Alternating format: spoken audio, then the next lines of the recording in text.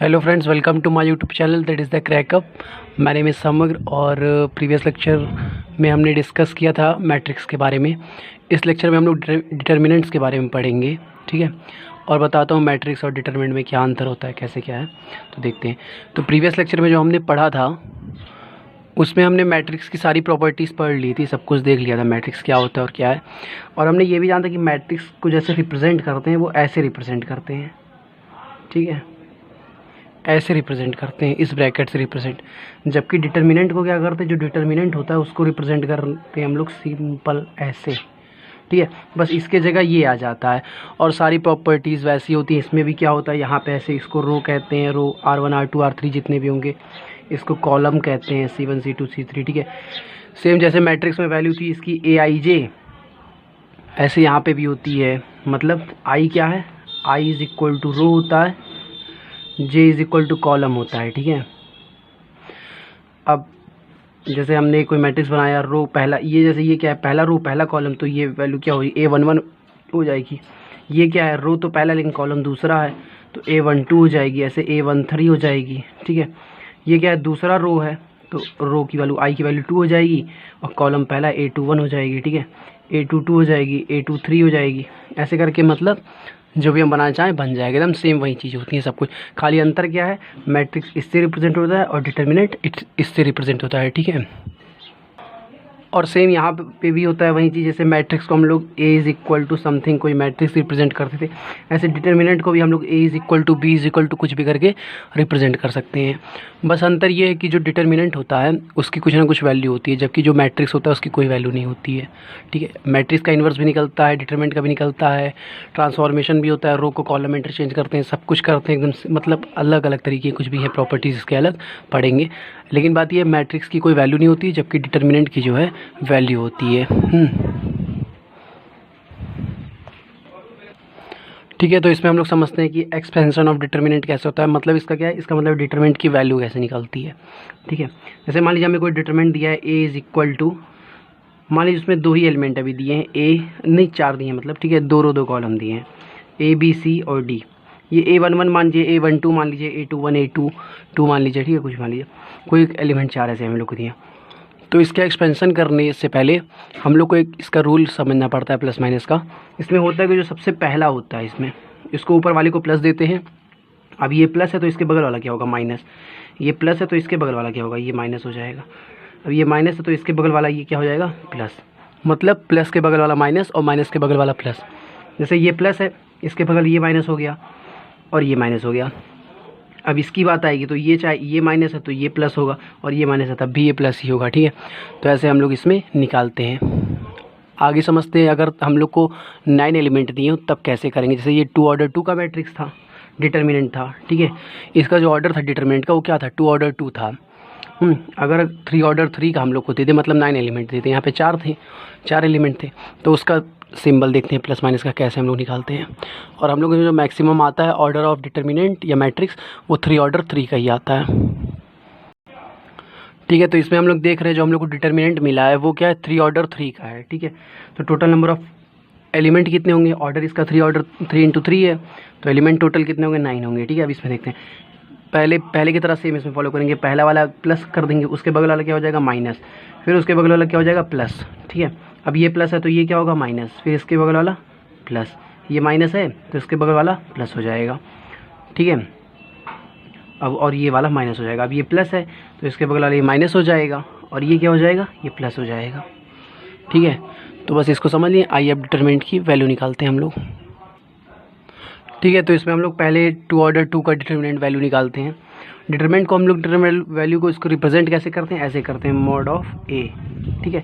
यही is equal to जो आता है इसको डिटरमिनेंट वैल्यू कहते हैं। इसको निकालते कैसे, हमने देख लिया कि ये प्लस होगा, माइनस होगा, ये माइनस होगा, ये प्लस होगा, ठीक है। तो इसमें होता क्या है, हम लोग चाहे देखिए जो डिटरमिनेंट की वैल्यू निकालते हैं, चाहे किसी अलोंग एक रो की निकालते हैं या एक अलोंग कॉलम की निकालते हैं, ठीक है। आप इसमें से कोई भी ले लीजिए, चाहे ये ले लीजिए कॉलम, ठीक है, चाहे ये कॉलम ले लीजिए, चाहे ये रो लीजिए, ये लो। मान लीजिए हम लोग ये रो को लेके चलेंगे, ठीक है। तो हम लोग इसकी डिटर्मिनेंट वैल्यू निकालते हैं इसमें। और एक चीज़ और हमने देख लिया, प्लस माइनस, माइनस और प्लस, ठीक है, ये हम समझ गए। अब आगे निकालते हैं। अब हम लोग जो डिटरमिनेंट वैल्यू निकालते हैं वो किसी एक अलॉन्ग रो या अलॉन्ग कॉलम की निकालते हैं, चाहे हम लोग ये R1 के अलॉन्ग निकालें, चाहे R2 के अलॉन्ग, चाहे C1 के अलॉन्ग, चाहे C2 के अलॉन्ग, ठीक है, किसी एक रो या किसी एक कॉलम के अलॉन्ग ही निकालते हैं। मान लीजिए इसमें हम लोग चूज़ कर लेते हैं R1, इसको ले लेते हैं, ठीक है। तो R1 लेते वक्त जो भी बीच में एलिमेंट पड़ेंगे हम उसको बारी बारी से लेते जाएंगे, ठीक है। जैसे कि R1 में सबसे पहला क्या पड़ेगा, ए पड़ेगा। अब ए की वैल्यू क्या है, ए नहीं है, प्लस ए है, ठीक है। तो हम लोग प्लस का ए लिख दिए। अब बिग ब्रैकेट बनाएंगे। अब ब्रैकेट में जो ए के सामने जो चीज़ें आएंगी उसे छोड़ के जो चीज़ें बचेंगी उसे लेंगे, ठीक है। जैसे ए के सामने क्या क्या आ रहा है, बी आ रहा है और सी आ रहा है, तो इसे हम लोग छोड़ देंगे। अब बचा क्या, डी, तो डी ले लिए हम लोग। हाँ, अब दूसरा नंबर, इसकी बारी तो हो गई। अब जो रो 1 के अलॉन्ग आ रहा था, एक हो गया, अब दूसरा आ रहा है बी, लेकिन बी नहीं, वो माइनस बी है, ठीक है। तो यहाँ माइनस बी ले लेंगे। अब बी के सामने क्या क्या आ रहा है उसे छोड़ देंगे, डी आ रहा है और ए आ रहा है, ये सी को लेंगे, ठीक है। यहाँ पे देखिए माइनस सी नहीं लेंगे, हम लोग सी लेंगे। इसका रीज़न सिंपली ये है, जिस रो या जिस अलॉन्ग के हम लोग एक्सपेंशन करते हैं, डिटरमिनेंट की वैल्यू निकालते हैं, सिर्फ उसी का साइन हम लोग कंसीडर करते हैं, दूसरे का नहीं करते हैं, ठीक है। जैसे ए का प्लस ए हमने लिख दिया, और डी यहाँ पे प्लस माइनस क्या होता है उससे मतलब नहीं है, ये तो वो प्लस माइनस है जो हमने लगाया है, जो एक्चुअल में वो है उसकी वैल्यू की बात होती है। और बी में क्या था, बी के अलॉन्ग हम लोग एक्सपेंशन कर रहे हैं तो इसका माइनस लेंगे, लेकिन इसका नहीं लेंगे, ये सी होगा। तो डिटरमिनेंट की वैल्यू आ गई है, ठीक है। तो हम लोग एग्जांपल समझते हैं इसमें। जैसे कोई डिटरमिनेंट हम लोग लेते हैं 2 ऑर्डर 2 का, ठीक है। इसमें हम ले लेते हैं 4 1 3 5, ठीक है, ये हम लोग ले लेते हैं। अब इसमें 4 एलिमेंट है, तो हम लोग मान लीजिए रो 1 के अलॉन्ग एक्सपेंड कर रहे हैं, ठीक है, R1 के अलॉन्ग एक्सपेंड कर रहे हैं, ठीक है। ये कोई गिवन हम लोग को है डिटरमिनेंट ए, ठीक है। तो जो हम लोग इसका डिटरमिनेंट ऑफ ए निकालेंगे तो उसको इससे डिनोट करेंगे, डिटरमिनेंट ऑफ ए। तो देखिए हम लोग को सबका माइनस और प्लस देखने की ज़रूरत नहीं है, जिसके अलॉन्ग हम लोग एक्सपेंड कर रहे हैं सिर्फ हम लोग को उसी का निकालना है, ठीक है। तो इसमें है क्या, इसका हम प्लस निकाल देते हैं, इसका माइनस हम लोग निकाल देते हैं। अब रो 1 में सबसे पहले जो एलिमेंट आएगा वो 4 आएगा, तो 4 ले लेंगे। अब 4 के सामने वाला ये 3 छोड़ देंगे, एक -1 मतलब 1 छोड़ देंगे, ठीक है। बचा गया 5। फिर जो सेकंड एलिमेंट आएगा वो -1 आएगा, -1 ले लिया। अब इसके सामने वाला ये 5 छोड़ देंगे, 4 छोड़ देंगे, बचा क्या 3, ठीक है। तो डिटरमिनेंट ए की वैल्यू क्या आई, 4 × 5 20 - 3 बराबर 17। ये हमारी डिटरमिनेंट ए की वैल्यू आ गई, ठीक है। आइए 3 ऑर्डर 3 का हम लोग समझते हैं अब।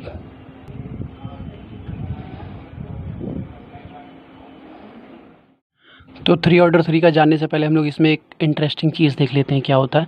जैसे हम लोग को कभी भी अगर 2 ऑर्डर 2 का ये डिटरमिनेंट अगर गिवन है, ठीक है, तो उसमें होता क्या है, हम लोग को बार बार ऐसे प्लस माइनस देखने की ज़रूरत नहीं पड़ती है। उसमें हम लोग कुछ नहीं करते, सिंपली ये इंटू ये माइनस ये इंटू ये। देखिए सेम ये चीज़ आया कि नहीं आया।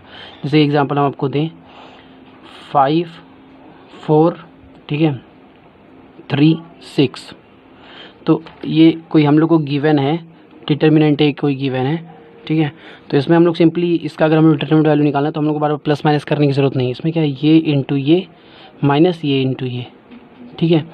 इधर से जो पहला पड़ेगा उसके क्रॉस वाला को मल्टीप्लाई कर दो इसमें से, इधर से जो दूसरा पड़ेगा उसके क्रॉस वाले को मल्टीप्लाई कर दो, बीच में माइनस का साइन लगा दो। जैसे इसके डिटरमिनेंट ऑफ ए की वैल्यू अगर हम लोग निकालें तो क्या होगी, 5 × 6 माइनस 4 × 3, डायरेक्टली हम लोग के पास आंसर आ जाएगा, ठीक है।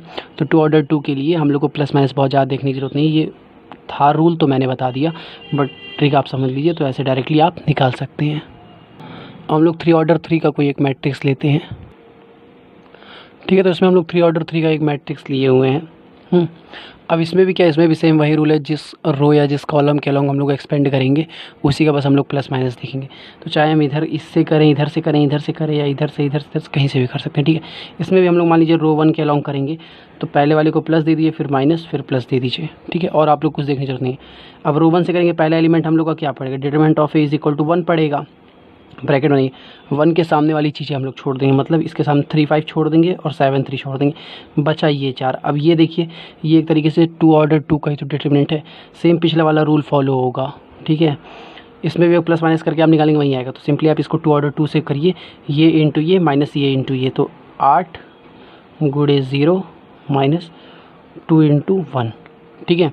फिर आप सेकंड एलिमेंट आइए, सेकंड एलिमेंट क्या है, -3 है। अब -3 के सामने वाली चीज़ें छोड़ दीजिए, तो ये आप छोड़ दीजिए और ये छोड़ दीजिए, बचा क्या, ये और ये बचा, ये भी 2 ऑर्डर 2 है, तो ये इंटू ये माइनस ये इंटू ये हो जाएगा। तो 0 माइनस 6 हो जाएगा, ठीक है। सेम यहीं आइए तीसरे पे, तो प्लस का 5 लीजिए, इसके सामने लीजिए, ये छोड़ दीजिए और ये छोड़ दीजिए, बचा क्या 7 इंटू 1 मतलब 7 माइनस 8 इंटू 3, ठीक है 24। अब इसे आप जो सॉल्व करेंगे वहीं आपका आंसर हो जाएगा, ठीक है। तो ऐसे 3 ऑर्डर 3 का भी आपने समझ लिया, 2 ऑर्डर 2 का भी।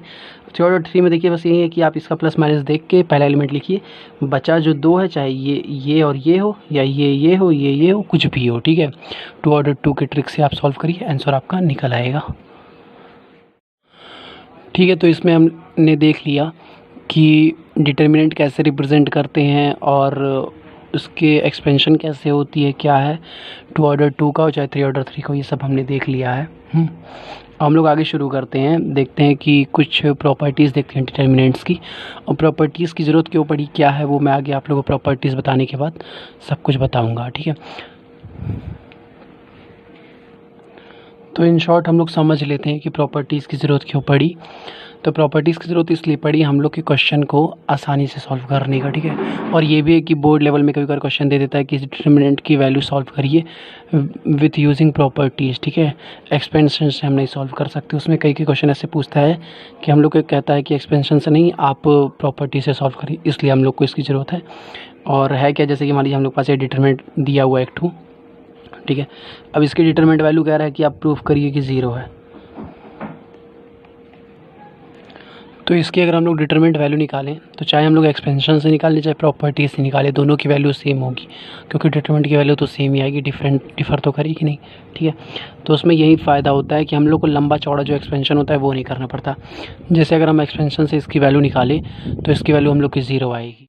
तो ये जो डिटर्मिनेंट हम लोग को दिया हुआ है, अगर इसका हम लोग एक्सपेंशन करके वैल्यू निकालें तब भी 0 आएगी और वैसे भी आएगी। लेकिन होता क्या है, अगर हम लोग इसका एक्सपेंशन करें तो हम लोग की बहुत लंबी चौड़ी, ठीक है, लाइन हो जाएगी और बहुत टाइम लगेगा हम लोग निकालने का। और अगर हम लोग प्रॉपर्टीज़ को यूज़ करेंगे तो बहुत आसानी से निकाल लेंगे, तो इसीलिए हम लोग प्रॉपर्टीज़ का यूज़ करते हैं, ठीक है। तो आइए प्रॉपर्टीज़ देखते हैं एक एक करके। तो इसका जो पहला रूल होता है वो ये होता है कि अगर कोई डिटरमिनेंट ऑफ हम लोग को a इज़ इक्वल टू मान लीजिए दिया हुआ है ABCDEFGHI, ठीक है। अगर डिटरमिनेंट की वैल्यू a दी है तो अगर हम लोग इसका रो को कॉलम में कर दें, सारे रो को कॉलम में और सारे कॉलम को हम लोग रो में कर दें, तो डिटरमिनेंट की वैल्यू हम लोग की कभी चेंज नहीं होती है, ठीक है। इसके पूरे 7 रूल हैं, हम लोग देखते हैं बारी बारी से। पहला रूल यही है कि अगर हम लोग इसके जो रो हैं, ठीक है, इसको हम लोग कॉलम में कर दें और जो कॉलम है उसको रो में कर दें, तब भी हम लोग डिटरमिनेंट की वैल्यू चेंज नहीं होगी। जैसे इसका रो R1 R2 R3 है तो इसको हम लोग कॉलम में कर देंगे, तो यहीं इज़ इक्वल टू हो जाएगा ABC, ये जो रो था इसको हम लोग ने कॉलम में कर दिया, ये रो है तो इसको हम लोग कॉलम में करेंगे DEF, ठीक है, GHI। तो हम लोग अगर रो को कॉलम में कर दें या कॉलम को रो में कर दें तो उससे कोई फ़र्क नहीं पड़ेगा डिटरमिनेंट की वैल्यू पे, वो एकदम सेम होगी। अब दूसरा रूल क्या होता है, दूसरा रूल ये होता है अगर किसी डिटर्मिनेंट के हम लोग 2 रो या 2 कॉलम को इंटरचेंज कर दें। देखिए हमने यहाँ पे चेंज किया था, मतलब रो का कॉलम, कॉलम का रो।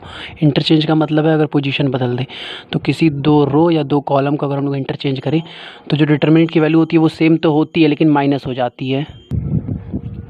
जैसे अगर हम एग्जाम्पल अगर आपको दें तो जैसे मान लीजिए ये R1 है, R2 R3, अगर हम लोग R1 को R2 कर दें और R2 को R1 कर दें, जैसे कि यहाँ पे हम लोग DEF लिख दें और यहाँ पे हम लोग लिख दें ABC, ठीक है, और यहाँ लिख दें GHI, एक को रहने दें, किसी 2 को, चाहे इसको चाहे इसको अगर इंटरचेंज कर दे, पोजीशन चेंज कर दे, तो जो डिटरमिनेंट की वैल्यू एकदम सेम होगी, कुछ नहीं बदलेगा, लेकिन जो उसका साइन होगा वो डिफ़र कर जाएगा, ठीक है, अलग हो जाएगा, निगेटिव हो जाएगा। जैसे कि अगर मान लीजिए पहले इसके डिटर्मिनेंट a की वैल्यू अगर मान लीजिए 2 आ रही थी, ठीक है, तो इसके डिटर्मिनेंट की वैल्यू क्या आएगी, जो इसके डिटर्मिनेंट की वैल्यू आएगी वो -2 आएगी, ठीक है, वो साइन चेंज हो जाएगा ऐसे। लेकिन है क्या, अब अगर फिर हम लोग देखिए इसको इधर कर दिया और इसको इधर कर दिया, फिर अगर इसमें हम लोग इधर को करें, इसको उठा के इधर कर दे और इसको उठा के इधर कर दे, ठीक है, जैसे कि इसको दोबारा से हम लोग ऐसे लिख दें कि DEF और इसको इधर कर रहा है तो लिखेंगे हम लोग GHI और यहाँ लिख दे ABC, तो फिर इसका डिटरमिनेंट की वैल्यू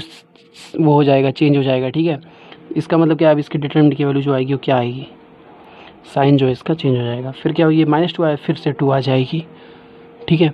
तो यही अंतर होते हैं। तो मतलब किसी दो कॉलम या दो रो को, चाहे हम लोग इसको इंटरचेंज करें, चाहे इसको करें, तो उसकी जो वैल्यू होगी वो सेम होगी, लेकिन जो साइन होगा वो चेंज हो जाएगा। अब इसका जो थर्ड रूल है वो ये कहता है कि अगर किसी डिटर्मिनेंट का दो रो या दो कॉलम आइडेंटिकल हो तो जो डिटर्मिनेंट की वैल्यू होगी वो ज़ीरो हो जाएगी।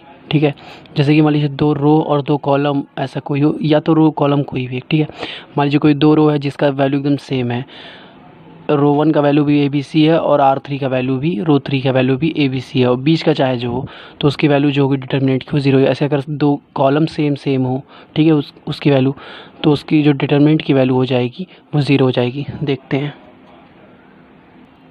जैसे एग्जांपल हम लोग इसका लेते हैं। जैसे मान लीजिए इसमें देखिए दो रो जो है उसकी वैल्यू देखिए एकदम सेम आइडेंटिकल है, रो 1 की और रो 3 की वैल्यू एकदम सेम है। ठीक है, अब बीच में देखिए 2 9 6 है, चाहे 4 5 6 आप कुछ भी रख दीजिए, कोई अंतर नहीं, इसकी जो वैल्यू आएगी वो ज़ीरो ही आएगी। ठीक है, तो दो अगर कोई रो सेम है या दो कोई कॉलम सेम है, ठीक है, तो जो डिटर्मिनेंट की वैल्यू आएगी वो क्या आएगी, ज़ीरो आएगी। अब आप जो इधर रूल पढ़ रहे हैं आप खुद ही देखिए, देख सकते हैं कि इसमें हम लोग को कितना आसानी से हम लोग का आंसर निकल आता है। अगर हम लोग को ऐसा कोई क्वेश्चन दे दे, बीच में कुछ अलग वैल्यू डाल दे 87 82 83, तो हम लोग इसको कैलकुलेट करते रह जाएंगे, बहुत टाइम लगेगा। ठीक है, इसको आप पहले इसको सॉल्व, इसको लेके फिर इसको छोड़ के ये मल्टीप्लाई, ये माइनस ये करेंगे, ऐसे सबको करेंगे तो कितना टाइम लगेगा। और सिंपली ऐसे आप देख के देखिए 2 सेकंड में ज़ीरो आपने लिख दिया, कोई टाइम ही नहीं लगा। तो यही सब फ़ायदे हैं रूल्स देखने की, प्रॉपर्टीज़ हम लोग देख रहे हैं डिटर्मिनेंट की, जिससे आंसर हम लोग का शॉर्ट में निकल जाता है। ठीक है, तो चौथा प्रॉपर्टी हम लोग देखते हैं। चौथा प्रॉपर्टी ये है कि अगर कोई डिटर्मिनेंट ए हम लोग को दिया हुआ है कोई, ठीक है, उसमें हम लोग कोई कांस्टेंट के का मल्टीप्लाई करेंगे, ठीक है, तो उसके जो डिटर्मिनेंट की वैल्यू आएगी उसमें भी के का मल्टीप्लाई आएगा। जैसे एग्जांपल मान लीजिए हम लोग को यही मान लीजिए ये कोई हम लोग को डिटर्मिनेंट ए दिया हुआ है, यहाँ आप आइडेंटिकल ना मानिए कुछ भी, या आप एक दूसरा ही देख लीजिए, कोई दिया है ABCDEF HIJ, कोई ऐसा हम लोग को डिटर्मिनेंट दिया हुआ है और इसके डिटर्मिनेंट की जो वैल्यू आ रही है वो हम लोग की मान लीजिए कोई x आ रही है। ठीक है, अब हम लोग को एक डिटर्मिनेंट दिया था, अब इसको हम लोग k से मल्टीप्लाई कर दे तो अब इसके डिटर्मिनेंट की जो वैल्यू निकालेंगे एकदम सेम होगी, कुछ अंतर नहीं, बस ये भी मल्टीप्लाई बाई k हो जाएगा।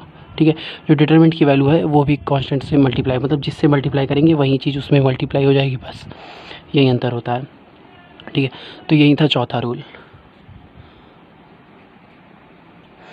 अब देखिए इसमें है क्या, जो पांचवा रूल है ये, तो पांचवें रूल में ये कहता है कि अगर कोई हम लोग को determinant a is equal to something दिया हुआ है, ठीक है, हम लोग किसी कांस्टेंट k का मल्टीप्लाई करें तो वो किस तरीके से मल्टीप्लाइड होगा। जैसे मैट्रिक्स में क्या था, कोई अगर a is equal to matrix हम लोग को दिया हुआ है ऐसे करके, मान लीजिए 4 एलिमेंट का हम लोग ABCD मान लें, A मान लें, B मान लें, C मान लें, D मान लें, तो अगर किसी कांस्टेंट k का हम लोग मल्टीप्लाई करते थे तो सब में मल्टीप्लाई इधर भी होता था, इधर भी और इधर भी, हर जगह होता था। ठीक है, यहाँ से हटा दे तो।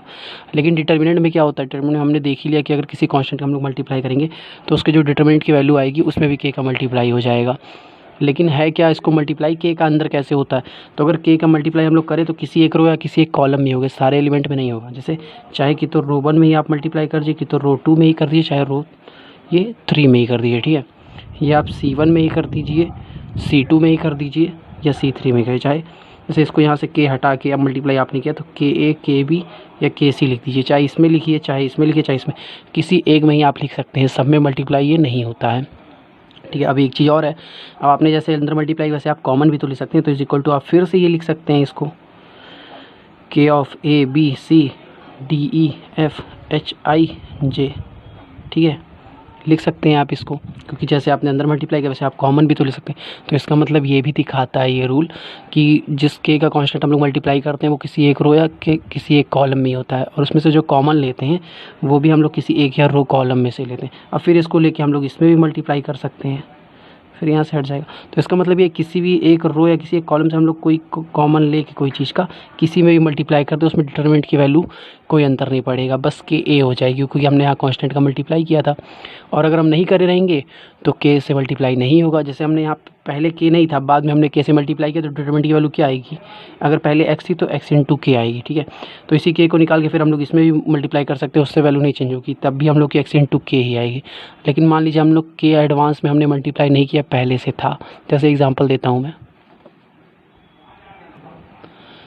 तो अब मान लीजिए हम लोग को यहाँ पे कोई डिटरमिनेंट दिया है जिसकी वैल्यू है 10, 5, 20, 1, 3, 5, 6, 7, 8, ठीक है। ये अब मान लीजिए आप लोग कि इसकी जो डिटरमिनेंट की वैल्यू आ रही है वो आप मान लीजिए कोई कांस्टेंट मान लीजिए x आ रही है, ठीक है, x आप मान लीजिए आ रही है। तो अब है क्या, हमने पहले बताया था कि इसमें से अगर हम लोग कॉमन लेके इसमें भी मल्टीप्लाई कर दें तो डिटरमिनेंट की वैल्यू तब भी सेम रहेगी, बदलेगी नहीं। जैसे एग्जांपल हम लोग यहाँ देखिए 5 कॉमन ले सकते हैं, तो अगर हम लोग इसको एक ही जो वैल्यू है डिटरमिनेंट को ऐसे लिख दें कि 5 × 2, 3, 4, 1, 3, 5, 6, 7, 8, ठीक है। तो हम लोग देखिए इसका मतलब यही मान सकते हैं कि हम लोग इसका जो पहले था इसको ये मान लेंगे कि 5 का मल्टीप्लाई किया गया था इसमें जो भी था, तो उसकी वैल्यू जो भी आ रही थी टोटल की x आ रही थी। तो अब इस 5 को लेके हम लोग चाहे इसमें मल्टीप्लाई कर दे, चाहे इसमें कर दे, चाहे इसमें कर दे, चाहे इसमें कर दे, कोई फ़र्क नहीं पड़ेगा, तब भी हम लोग की जो वैल्यू है डिटरमिनेंट की वो x ही आएगी, ठीक है। तो इसमें ये होता है किसी कांस्टेंट का, ये रूल ये कहता है किसी कांस्टेंट का आप मल्टीप्लाई करिए तो किसी एक रो या किसी एक कॉलम में ही आप करेंगे, और फिर आप या तो आप किसी एक रो या किसी एक कॉलम से कोई कांस्टेंट कॉमन लेके आप किसी भी रो कॉलम मल्टीप्लाई कर सकते हैं, डिटरमिनेंट की वैल्यू कोई भी चेंज नहीं होगी, ठीक है। तो ये जो 6th रूल है ये कहता है कि अगर हम लोग को कोई भी डिटरमिनेंट का कोई एक रो या कोई एक कॉलम या सारे रो कॉलम, हाँ, कई सारे एलिमेंट को कंटेन करें, मोर देन वन एलिमेंट को, ठीक है, और बीच में उन लोग के प्लस का साइन हो, जैसे कि एज अ वो एक्सप्रेस हो sum of more than one element में। जैसे एग्जांपल ये देखिए पहला कॉलम है, ये दूसरा, ये तीसरा, ये पहला रो दूसरा, तो इसमें अगर हम लोग पहले कॉलम को देखें तो ये देखिए मोर देन वन एलिमेंट को कंटेन कर रहा है, हाँ, और उनके बीच में प्लस का साइन है। अगर ऐसा कभी भी आए, ठीक है, तो उसको हम लोग अलग तरीके से एक्सप्रेस कर सकते हैं, ठीक है। जैसे इसको हम लोग ये भी लिख सकते हैं, इसको हम लोग क्या कर सकते हैं कि इस दोनों को तोड़ के लिख सकते हैं। जैसे एक मैट्रिक्स हमने लिखा जिसमें खाली हम लोग पहले वाली चीज़ों को लिखेंगे, जैसे ए को लिखा, ई को लिखा, आई को लिखा, तो हमने क्या किया इसमें ए को लिख दिया, ई को लिख दिया, आई को लिख दिया, ठीक है। और सब जो दूसरा और तीसरा कॉलम है उसको सेम एज इट इज़ लिख देंगे, सी, जी, और ये के हो गया, और ये क्या है DHL, ठीक है, और बीच में प्लस का साइन लगाएंगे, और फिर इसके सेकंड वाले एलिमेंट को लिखेंगे, जैसे इसमें बी है, एफ है, जे है, ठीक है, और सबको सेम एज इट इज़ आप उतार दीजिए, बी, जी, के, DHL, ठीक है। जो डिटरमिनेंट की वैल्यू इसकी होगी वहीं सेम इन दोनों के सम की होगी, ठीक है। इन दोनों का जब डिटरमिनेंट इसका निकालेंगे और बीच में सम कर देंगे तो सेम वही वैल्यू होगी, उसमें कोई डिफ़र नहीं करेगा। सेम अगर ऐसे हम देखते हैं कि एग्जांपल जो खाली रो के अलॉन्ग हो, तो इसका हम लोग दूसरा एग्जांपल देखते हैं इसमें। तो उसके दूसरे एग्जांपल में देखिए जो रो 1 है, ठीक है, वो मोर देन वन एलिमेंट को कंटेन कर रहा है, उनके बीच में प्लस का साइन है, ठीक है। तो इसको ऐसे हम एक्सप्रेस कर सकते हैं, इस फॉर्म में एक्सप्रेस कर सकते हैं, ACE, ठीक है। बाकी और सब सेम लिख देंगे कि H, ये H है, B नहीं है, सॉरी, IJKLM, ठीक है, सेम एज इट इज़ हम लिख दिए। फिर प्लस करेंगे, इसका जो सेकेंड एलिमेंट है उसको लिखेंगे, जैसे ये है BD,